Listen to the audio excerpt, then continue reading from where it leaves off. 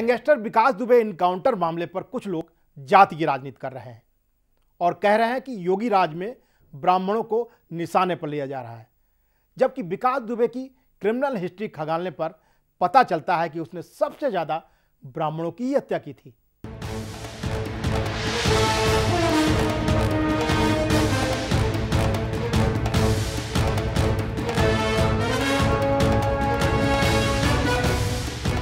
आठ पुलिसकर्मियों की हत्या के आरोपी बुलेट गैंग के मुखिया विकास दुबे के एनकाउंटर को लेकर राजनीति शुरू हो गई है। कुछ लोग इसे जाति के चश्मे से देख रहे हैं।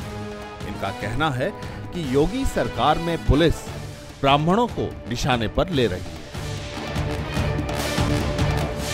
ऐसा राजनीतिक साजिश के तहत किया जा रहा है ताकि योगी सरकार को एक जाति विशेष का दुश्मन बताया जा सके।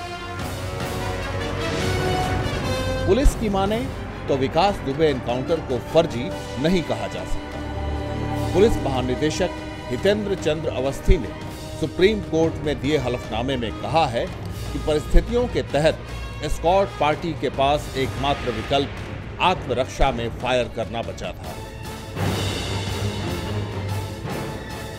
मुठभेड़ में गैंगस्टर विकास दुबे पुलिस की गोली से घायल हुआ और अस्पताल में डॉक्टरों ने उसे मृत घोषित किया।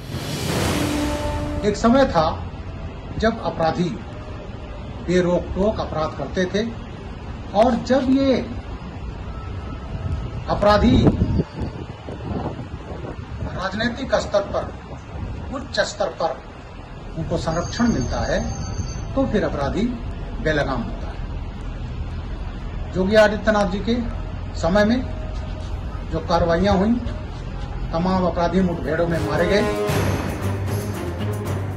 विकास दुबे के एनकाउंटर को जाति के चश्मे से देखने वालों को विकास की क्राइम हिस्ट्री की पड़ताल करनी चाहिए। उन्हें नहीं पता कि विकास दुबे के निशाने पर ज्यादातर ब्राह्मण ही रहे हैं। आज तक अपराध की दुनिया में 60 मुकदमे हो गए और कदम पे कदम बढ़ाता चला गया। और इसके बाद जो मारे उन्होंने, दिनेश मिश्रा ब्राह्मण थे, हमारे सीओ साहब, और हमारे संतोष शुक्ला राज्य मंत्री थे, वो भी ब्राह्मण थे, और एक हमारे जो है पांडे जी थे जो कॉलेज के प्रबंधक थे, वो भी तो ब्राह्मण थे। आज तक उन्होंने जो हत्याएं की ब्राह्मणों की, भाई ब्राह्मणों को आलोचना करने का विषय ही नहीं, क्योंकि अपराधी की कोई जात नहीं होती।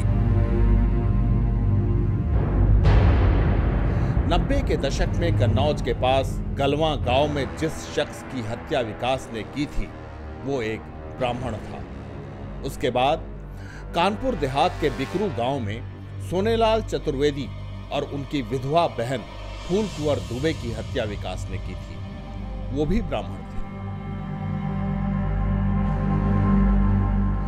14 दिसंबर 2000 को विकास ने अपने उन गुरुजी की हत्या कर दी जिन्होंने उसे कभी स्कूल में पढ़ाया था।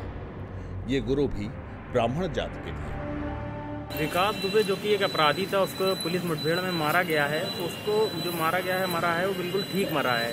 लेकिन इस समय विपक्ष जो राजनीति कर रहा है कि क्या नाम ब्राह्मण और हिंदू मुस्लिम जोड़ रहा है, तो ऐसे अपराधी का कोई धर्म नहीं होता। कहते हैं कि शिवली में ताराचंद ट्रस्ट के तहत चल रहे इंटर कॉलेज के प्रिंसिपल सिद्धेश्वर पांडे की हत्या विकास ने कॉलेज के सामने की जमीन को हड़पने की नीयत से की थी, जबकि उसके गुरु इस जमीन पर डिग्री कॉलेज बनाना चाहते थे। पूरे उत्तर प्रदेश में विकास दुबे का नाम तब चर्चा में आया था जब उसने शिवली थाने के भीतर मंत्री का दर्जा प्राप्त संतोष शुक्ला की गोली मारकर हत्या कर दी। संतोष शुक्ला भी एक ब्राह्मण ही थे।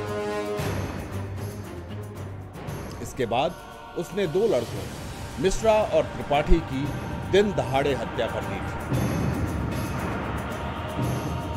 विकास गैंग के ज्यादातर शिकार ब्राह्मण वर्ग के लोग ही रहे हैं। जो लोग अब जाकर के कोर्ट में सवाल उठा रहे हैं कि ऐसा नहीं, ऐसा होना चाहिए, तो उनसे मुझे ये पूछना है कि जब मेरे फादर के ऊपर गोली चल रही थी तब वो लोग कहाँ थे? और ऐसे ब्रेव ऑफिसर के लिए अब अगर उनको पुलिस डिपार्टमेंट उनकी फैमिली को सपोर्ट कर रहा है तो अब उन लोग को कौन सी दिक्कत हो रही है? तो ऐसे लोग जो हैं ये देश के हितकारी नहीं हैं, ये लोग देशद्रोही हैं। इनको इससे भी, विकास दुबे से भी ज़्यादा इनके साथ बुरा एक्ट होना चाहिए।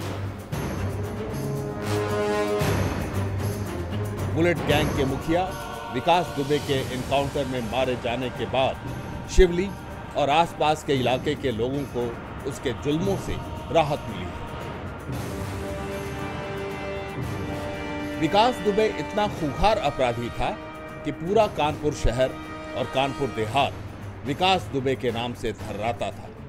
उसके खिलाफ कोर्ट में गवाही देने को कोई तैयार नहीं होता था। उम्मीद है कि इस रिपोर्ट को देखने के बाद इस एनकाउंटर को जातिवाद के चश्मे से देखने वाले विकास दुबे को सिर्फ एक अपराधी की तरह देखेंगे, क्योंकि राजनीतिक लाभ के लिए उसे हीरो बनाना सभ्य समाज के लिए बेहद घातक साबित होगा।